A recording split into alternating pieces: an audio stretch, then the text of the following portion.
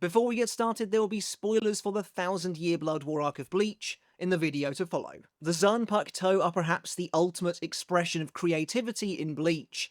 As a power set, as a reflection of the very Shinigami who wield them, they've become one of the most iconic and popular aspects of the series, with readers desperate to see and know every Shikai and Bankai there is, and that's a testament to how wonderful and impactful these abilities actually are.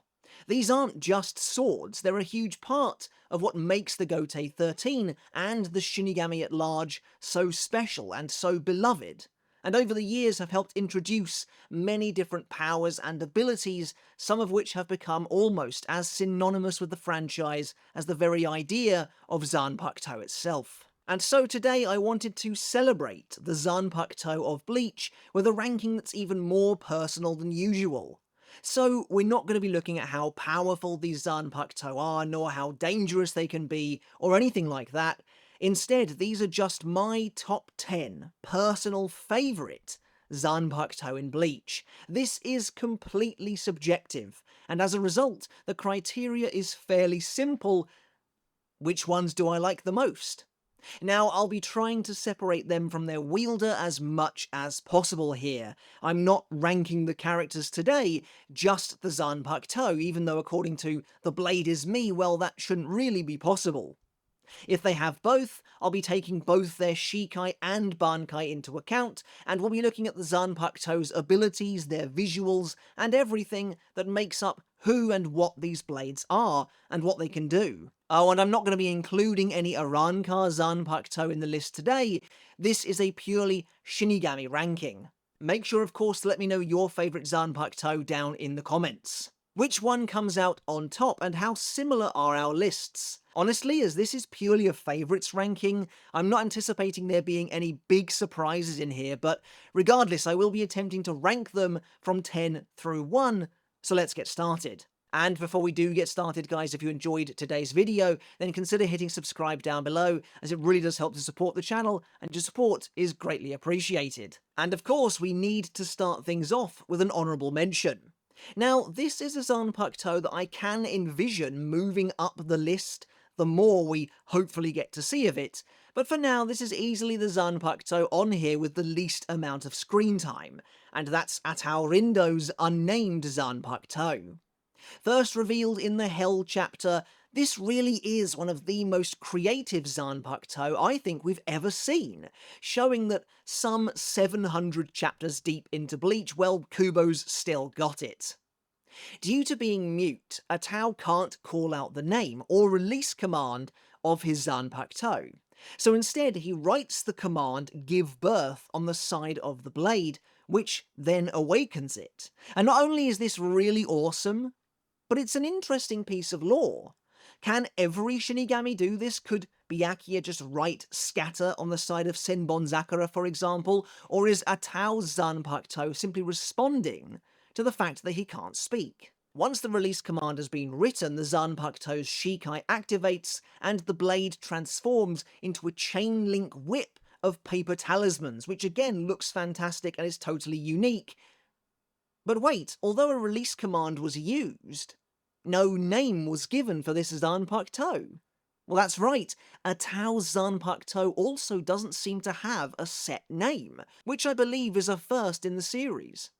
Instead, Atao signs the name of an animal, in this case a hawk, and we watch as the talismans transform before our eyes, taking on the appearance of a flock of hawks, which then rush the Hell Hollow Atao is facing, stripping the creature's flesh from its bones. It's a surprisingly awesome ability, and one that is potentially incredibly versatile. Can Atao sign any animal into existence, or can his Zanpakutō only create birds? I don't know, and that's why I'd love to see more, but for now this is an honourable mention for me. Alright, but moving on to the list properly, in 10th place we have Shinso, Gin Ichimaru's god-killing serpentine blade. I've always adored the imagery of Shinso, despite the fact that its Shikai, released with the command "shoot 'em dead," is fairly simple. This is one of those Zanpakutō that I think really comes alive on the page. When released, Shinso simply grows really long. And yeah, that doesn't sound like much, and instead it feels like having a massive, unwieldy blade seems perhaps a little silly and even detrimental, but it's all about the presentation. Gin never fights with the extended blade, of course. Instead, Shinso, which takes the form of a tiny wakizashi most of the time, acts almost like a sniper, or fittingly, a snake hiding in the grass, just waiting to spring forward. And that's exactly what the deal is with Shinso too. At any moment, Gin can unleash his Zanpakutō and extend the blade in an instant, skewering anyone careless enough to be caught in the firing line. And then of course there's the bankai, Kamishini no Yari, which is a multi-pronged transformation designed to throw off Gin's true target in the moment, aizen. This is a unique bankai in that its initial explanation comes at the whims of an unreliable narrator.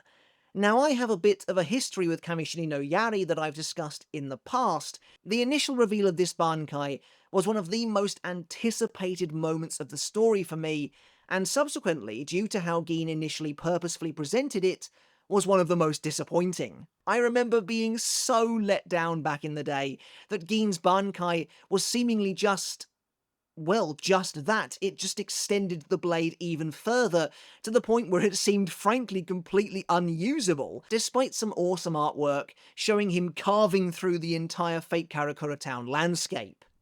But, of course, Gin's deception worked wonders on me, and over the course of the following weeks, well, we actually watched the bankai unfold, and even evolve before our very eyes. It didn't just extend the length of an entire city, it did so at the blink of an eye. Meaning that once again, that sensation that the Zanpakutō is like a coiled snake lying in wait, ready to strike at a moment's notice, is greater than ever, as highlighted really well in Gin's battle with Ichigo. But then, the pinnacle of the bankai itself that Gin waited until the perfect moment to reveal, is that for a split second, when he extends the blade, he can leave a shard of the Zanpakutō inside his opponent, by turning the blade to ash faster than the eye can see. That shard then secretes a deadly poison, which was strong enough to even rend asunder one of Aizen's Hogyoku forms, forcing him to evolve yet again. It's a wonderful piece of imagery, one that evokes both Gin's true nature as a poisonous snake, but also Rangiku, and her Zanpakutō Heineko, which also turns to dust. It's expertly done, and the bankai turned out to be a fitting tribute to both characters. Up next we have a Zanpakutō that's almost exclusively been featured in the anime, and that's Shigarami. I know I said I was trying to distance this ranking from the characters these blades are attached to, but Shutara Senjumaru always had my favourite design of the Zero Division members, and it's fitting that her Zanpakutō would also be very much to my tastes. Following on from Senjumaru's own visual theme as a spider-like seamstress, Shigarami Shikai takes the form of a small sewing needle, and we see it used very briefly in the manga, when Senjumaru uses it to transform her Sternritter enemy's own clothes into a deadly trap, right under his nose. However, in the anime, Shigarami is given so much more to do, and now we know pretty much exactly how it works. As a sewing needle, Shigarami constantly has a thread of reishi trailing from it, and Senjumaru can use that reishi thread to create just about anything. In the anime, we see Shigarami used to hastily sew a parasol capable of blocking and reflecting Quincy arrows, as well as stitching together the illusion of the fake royal palace. As you'll see later in this list, I have a thing for Zanpakutō with the power to create, and this is a great example of that. Then of course there's Shigarami's bankai, Shatatsu Karagara Shigarami no Suji, revealed exclusively in the anime. This bankai conjures an enormous loom, which then weaves a prison of tan mono fabrics, within which the target is imprisoned by threads depicting their own fate to come. The bankai doesn't kill them, as if they escape, they are still destined to meet the fate emblazoned upon the fabrics, but it does hold them. And we've seen it's capable of defeating even Yhwach's 6 royal guards in one fell swoop. Now I'd like to see how this bankai operates against even just a single enemy, But there's no denying how awesome and divine this power feels. It is absolutely fitting for a member of the Zero Division, and it does so much, I think, with Senjumaru's theme of weaving, creating a vibrant, colourful display. Again, my favourite bankai are often those that conjure enormous constructs, so this makes sense as well. But we're not yet done with the Zanpakutō of the Zero Division. My 8th favourite Zanpakutō in Bleach is Ichimonji, which of course belongs to the leader of the Zero Division, Ichibei Hyosobe. There's something awe-inspiring about this Zanpakutō. It is primordial. It feels like it has come from a bygone era, a time that has escaped time itself.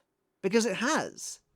There's something so tantalizing about knowing that this Zanpakutō before our very eyes has existed for potentially 1,000,000 years. Ichibei himself notes that it was the first evolved Zanpakutō, and it elicits much the same feeling as I get when I look at the Soul King. And yet at the same time I adore how that inherent majesty, how the magnitude of this Zanpakutō is juxtaposed with the fact that Ichimonji is just so simple. That simplicity is the key to this Zanpakutō's success. Despite my love of Shigarami, it does feel a little bit like the anime team kind of poured absolutely everything they could into Shigarami's bankai.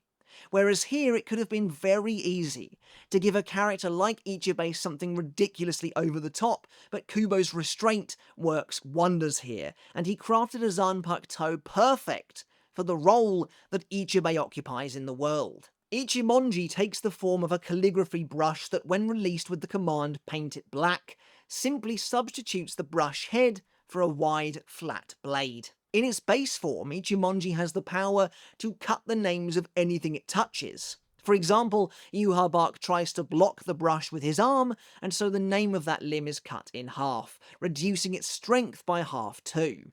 In its Shikai, Ichimonji instead splashes black ink all over the place with every swing, and anything the ink covers and blots out loses its name, and all of the power that comes with it. Meanwhile, Ichimonji's bankai Shirafude Ichimonji transforms the blade again, now replacing it with an ever-flowing stream of white ink, which Ichibei can then use to rewrite the name of anyone or anything, presumably, that he's robbed a name from. By doing so, Ichimonji completely rewrites the properties of the target in a way that seemingly has limitless capabilities. Not only are the visuals of this Zanpakutō absolutely impeccable, especially in the manga, where it feels almost meta in the way it takes total command of the black ink on the page itself, showing how perfectly it fits in with the medium, but it works so well for such a godly character, a character who himself has written so much of what Bleach's world is. So when Ichimonji is being used and that black ink is covering the page, it really does feel like Ichibei himself is having a tangible effect on the world of Bleach around him. On the flip side, sometimes you do just want something that is completely and utterly over the top in terms of both its power and its presentation. And what Zanpakutō is better suited to delivering on that than, of course, Ryujin Jaka. Yes, coming in at number 7 is the flaming Zanpakutō of the founder of the Gotei 13 himself, Shigekuni Yamamoto, which, despite its incredible age, history and prominence, really is all about the flash for me, at least for the most part. In every single medium, the release of Ryujin Jaka, achieved with the command "reduce all of creation to ash," is a sight to behold. I mean, it is an absolute spectacle every single time. What a wonderful way to convey the all-encompassing authoritative might of a character than with a blade such as this. The first time Ryujin Jaka is released, it is a momentous event, and Kubo draws it as such. Kyoraku and Ukitake are absolutely quaking in terror and awe at the immense fires rippling around them, and Yamamoto's rugged figure is silhouetted against an arcing backdrop of all-consuming flame. Every single time Ryujin Jaka is released, it is a massive deal, and you have to both respect and love that, or at least I do anyway. I love the artistry on display here, and I love that there's a Zanpakutō that pretty much exists just to annihilate everything in its path in as big and as boisterous a way as possible. I mean, look, there's no nuance where Ryujinjaka is concerned, as there doesn't need to be. In fact, it's almost certainly the most straightforward Zanpakutō on this list. Yamamoto releases his Zanpakutō when he means business, and in doing so often demonstrates its might. Think about it, almost every time Ryujinjaka is released, someone gets wiped out. Be it Ion, the Trebestia, the Three Sternritter, Driscoll.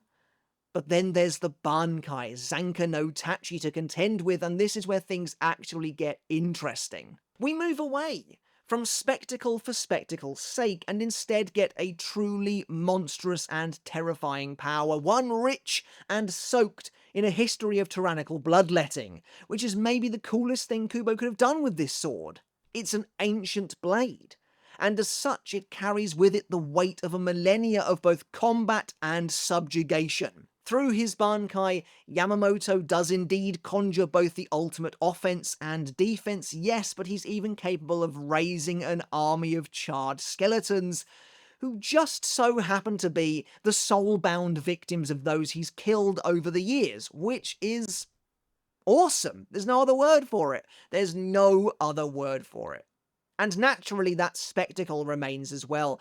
Merely releasing Zanka no Tachi is enough to not only quash Hitsugaya's bankai from across the Serete, but everyone knows it is time. This is the power that can destroy the Soul Society itself. You've just got to respect it. And just missing out on the top 5, we are changing things up again slightly, with perhaps the most magical Zanpakutō on this list, Kinshara. Rojuro Rose Otoribashi Zanpakutō Kinshara controls and harnesses the power of music, which already gives it a leg up over the competition in my opinion, making it feel completely unique among the sea of Zanpakutō in Bleach. Released with the command play, Kinshara takes on the form of a long, golden whip, with the head of a rose at the tip surrounded by a bed of spiky thorns. Already, this Shikai looks amazing. It feels bold and daring, and I'm a huge fan of the design. To be honest, most of the Vizard do have really cool looking and unique Shikai, but Rose's takes the top spot for me. Obviously it works really well for the character, but I love the little details too. How Kubo made it feel like a music-based weapon by calling its various abilities sonatas, and how Rose can tap the various segments of the whip like piano keys to pull off said attacks is just so creative and cool. Now, Kinshara could have been a tough Zanpakutō to devise a bankai for, but Kubo rose to the challenge, pardon the pun, once again, and Kinshara Butoden feels like an absolutely perfect fit, and is easily one of the coolest and I think most underrated bankai of the series. Taking elements of the darker side of Rose's more dramatic and melancholia persona, Kinshara Butoden takes on the form of a faceless dance troupe, while an enormous pair of hands hover in the air above, mimicking Rose's own directions as his Zanpakutō becomes a conductor's wand, and he, well, conducts the troupe as they play out their performance. Combining flaming theatricality with the crushing force of rushing water, and even potentially the ability to stop his opponent's breath, Rose's bankai technically only has the one power. It plays a constant sinister tune, and those who can hear it succumb to the bankai's illusions, seeing and feeling whatever Rose wants them to. And the cherry on top is that if they believe said illusions are actually real as the result of this music, they'll be affected by them. So, because Master Masculine actually bought into Prometheus, he was burned. It's a fantastic way of bringing to life this idea that great artists strive to have a real emotional effect on people, even though it is technically a sham. A stage play is all an act, yes, but it elicits real responses, and this is such a clever way of depicting that in bankai form. Right, but moving into the top 5, we have what is often considered to be the most beautiful Zanpakutō in all of the Soul Society, and that's Sode no Shirayuki. Yes, Rukia's blade makes the list, and it is my preferred Ice-type Zanpakutō, though don't get me wrong, I enjoy Hyorin Maru a lot as well. But Sode no Shirayuki really does have a stunning design right off the bat. You can tell that Kubo really wanted it to have an impact when Rukia at last revealed her powers in the Arankar arc, and I think he succeeded. Sode no Shirayuki's glistening, almost crystalline all-white blade looks absolutely amazing. The design is subtle, but I love all of the elements, from the snowflake-like guard to the ribbon flowing from the hilt, which feels akin to a rippling cold winter's wind.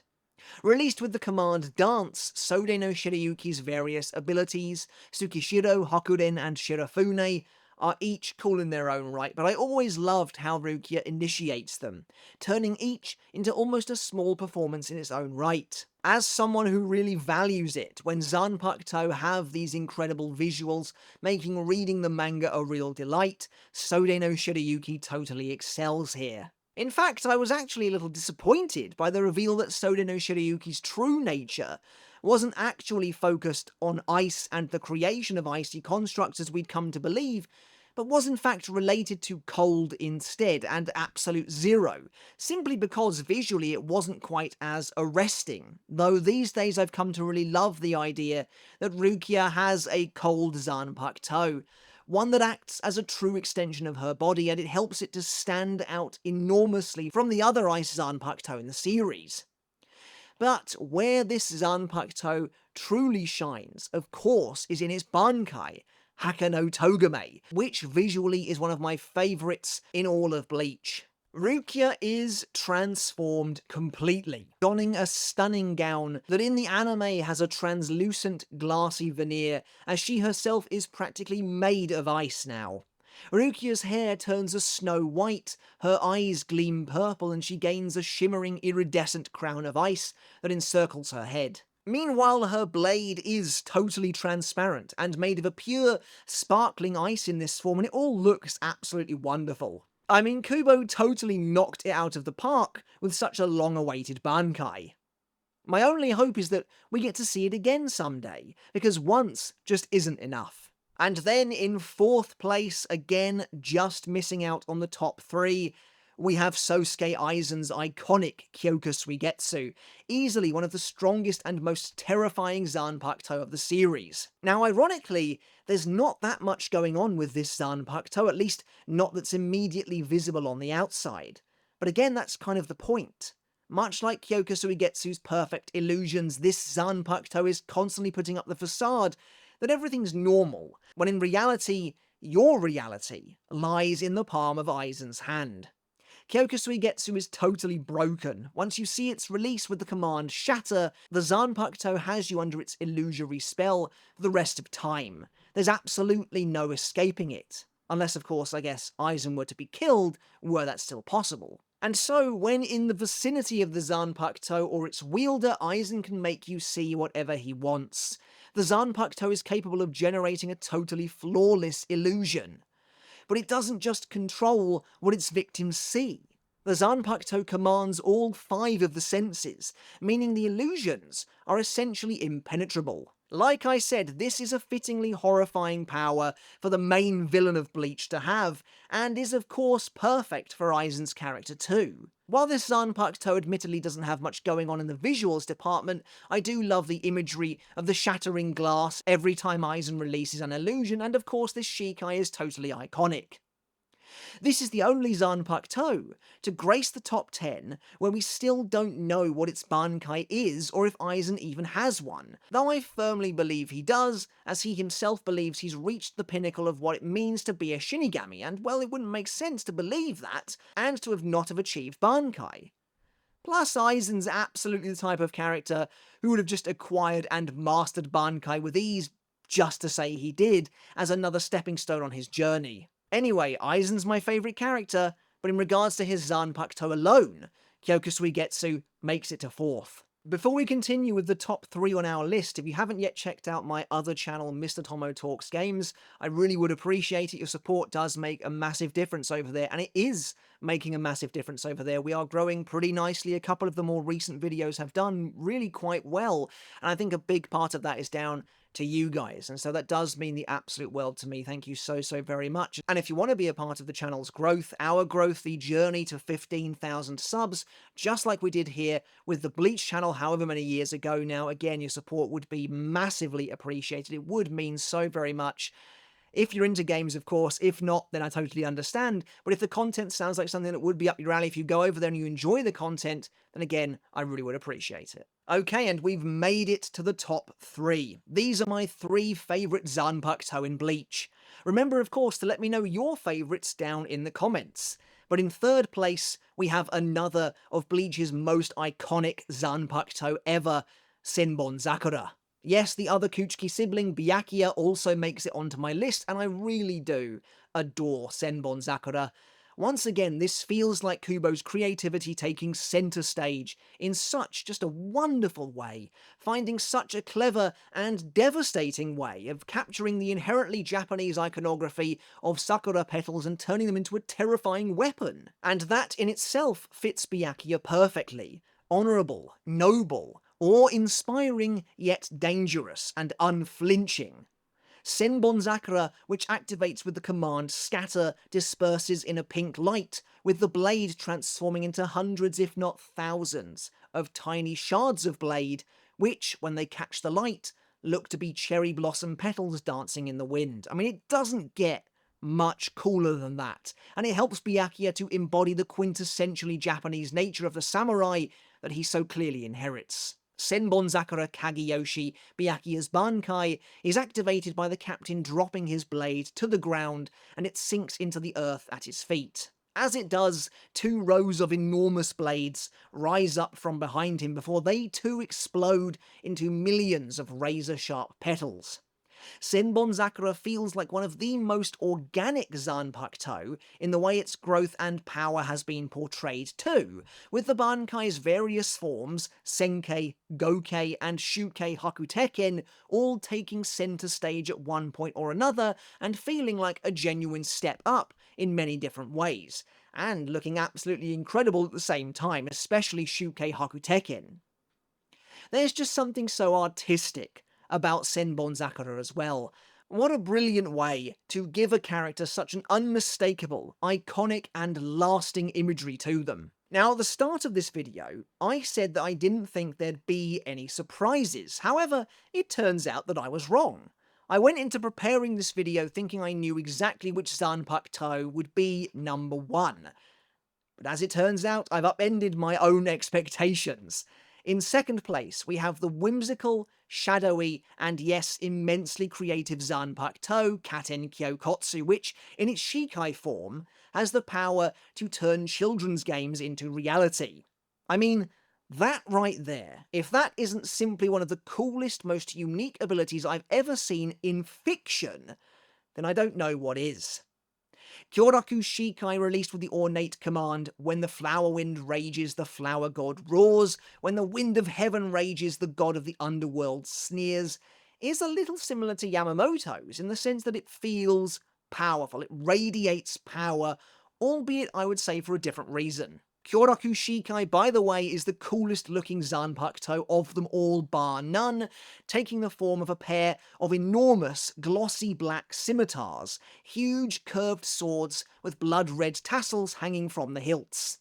Again, there's really no one else operating on this kind of level. Katen Kyokotsu is absolutely the most aesthetically pleasing Shikai in Bleach, at least in my opinion. But what's so good about Katen Kyokotsu, and this is true of many of the Zanpakutō on this list, but I feel like particularly with this one, is the way that it evokes Kyoraku himself. The captain's playful nature is brought to life through the various children's games it can use, such as Kage-Oni, Taka-Oni, Iro-Oni, Daruma-san ga Koronda, and more, practically giving the Shikai an endless catalogue of moves and abilities to pick and choose from. And like I said earlier, while I'm trying my best not to include how I feel about the individual characters, the wielders do come into play in how I feel about the Zanpakutō, because they are one and the same. It is just a fact that Katen Kyokotsu is emblematic of Kyoraku. And so at the same time, while evoking that playful nature, this is a deeply sinister Zanpakutō as well.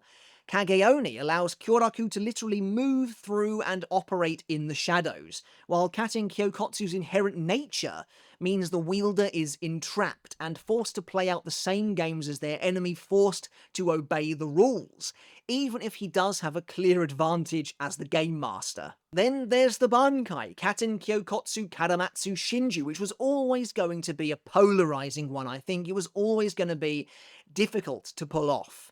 How on earth do you come up with a bankai for something like Katen Kyokotsu? It's kind of similar to Kyokusuigetsu in that regard. But here, Kubo did it once again, showcasing his genuine creative talent by flipping the script. Katen Kyokotsu's bankai messes with the definition of play, now instead focusing on a traditional Japanese stage production, but unlike the children's games of before, this is very much intended for an adult audience, as the production, at least the one we see, tells the story and deals in the themes of love, betrayal, and yes, even suicide, forcing both Kyoraku and their enemy to engage in the story and the themes of this play. The bankai eventually results in decapitation as we reach the culmination, the entire thing playing out beneath the inky black darkness of a crawling pine needle which spreads along the ground like a creeping vine. Fantastic visuals, a deep evocative theme, and more make this bankai yet another delight, and lifts it to the lofty pedestal of second place. However, the more I thought about it, the more I realised that, at least where the bankai is concerned in particular, there's another that I actually prefer even more, and that I can't wait for the anime to bring to life. Yes, Kisuke Urahara's Benihime is my favourite Zanpakutō in Bleach, at least at the time of this recording anyway, though it was extremely close between it and Katen Kyokotsu. To be honest, they feel almost interchangeable. On a different day, it could have been Kyoraku's. Initially housed within Kisuke's cane and released with the command Awaken, Benihime's Shikai might look a little low-key, a little understated at first, but I love the sleek, yet decorated and almost regal appearance of the blade and its hilt. The sword's flat tip feels very unique, and the crimson tassels are of course a reference to Benihime herself, the Crimson Princess. But what I've always truly loved about Benihime is how nebulous it can feel, at least initially. But it works so perfectly for Kisuke. With Benihime, Kisuke is seemingly capable of doing, well, almost anything. Be that conjuring his blood mist shield to protect himself, or firing off an arc of brilliant red energy to cut through his enemies. And yes, the anime adding that delicious touch of incorporating the sound of a screeching firework just elevates this even further. The theme surrounding Benihime has never been explicitly explored, but it does seem to be that of creation, which of course is perfect for Kisuke, though I would go one step further and argue that it may even be that Benihime encapsulates the theme of experimentation, allowing Kisuke to mix and match various different abilities, or even use Benihime to achieve all manner of things. For example, once Kisuke has an understanding of Yami's own technique, he simply uses Benihime to nullify it. Or, as seen against Aizen, Kisuke conjures and combines various abilities on the fly, using Shibari to bind Aizen before combining that with Hiasobi to infuse the ropes with explosives, which in turn creates its own technique, Jutsu Tsunagi, as this newly crafted combination detonates in a massive blast.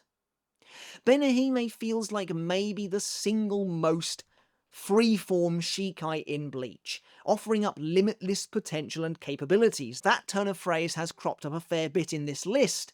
It feels very similar, honestly, to Shigarami, only potentially, I'd say, even more powerful, as unlike Shigarami, which uses reishi threads to create, Benihime doesn't seem to require a conduit of any kind. And then there's the bankai, Kanon Biraki Benihime Aratame, which is my favourite bankai in Bleach, and for good reason. Firstly, the visuals are astounding. I never imagined we would get to glimpse Benihime herself, but here she is, looming over Kisuke, draped in a brilliant blood-red dress, her huge yet almost skeletal arms surrounding him on either side in an embrace.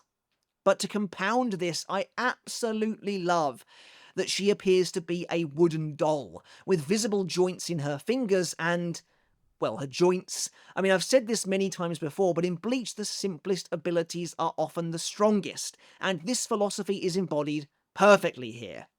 Benihime has the power to restructure anything she touches, which again couldn't be more perfect for Kisuke, the consummate tinkerer, the one who is always trying to invent, to create, to push boundaries, and perhaps even blasphemously to play God. Well, his bankai allows him to essentially do just that, and again the possibilities appear to be, you guessed it, basically limitless. In the very short amount of time, the criminally short amount of time this bankai is active, Kubo makes very good use of that limited time to try and show us the many different avenues this bankai can operate in. Benihime completely restructures Kisuke's destroyed eyes, allowing him to see again, and remakes his arm on the fly, hugely increasing its physical capabilities and prowess. The bankai even restructures the very landscape around them to create a pathway for Grimmjow to reach the battlefield. This thing can do everything, is what Kubo's trying to tell us, and we've barely scratched the surface. Look, as far as I'm concerned, Kanonburaki Benihime Aratame is a perfect bankai, and I sincerely hope the anime gets it right in Core 4.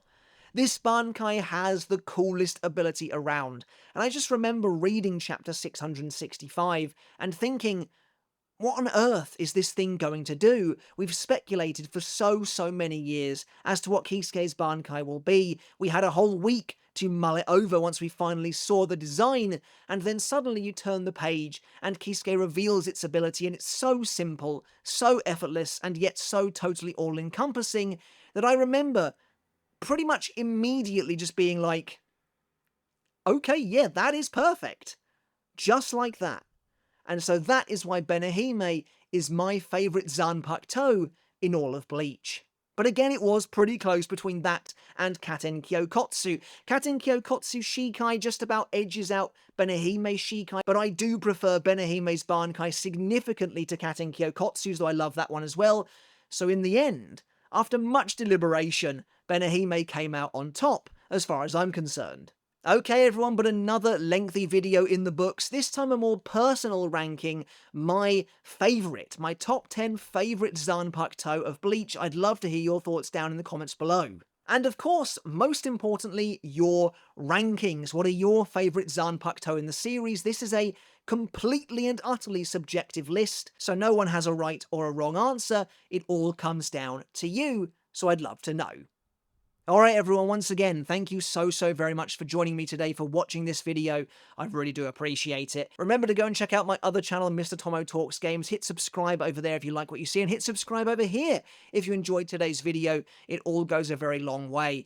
And speaking of which, a massive thank you goes out to my wonderful supporters over on Patreon, who I really do appreciate more than anything. It does mean so very much. It's making a massive difference, and your support is greatly appreciated. So to everyone whose name is appearing on the credits right now, an extra big thank you for supporting me over there as well. It does mean the absolute world. Alright everyone, until next time, we'll catch you later, and I'll see you then.